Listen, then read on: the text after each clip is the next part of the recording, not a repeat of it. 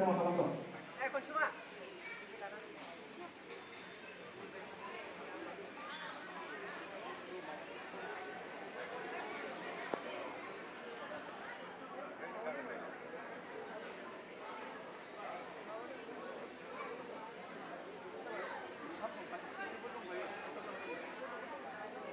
सिगां रायजोफोर tema खालाम सासे आर्टिस्टआ फन हरदोंमोन सिगां रायजोफोर आङो थाब थाब थांसै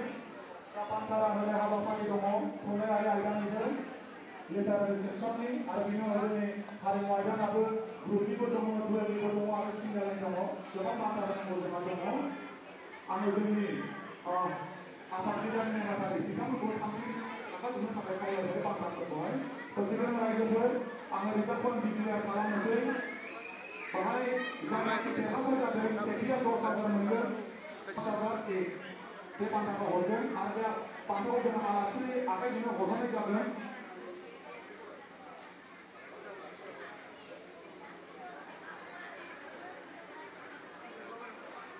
आं नायबाय रायजोफोर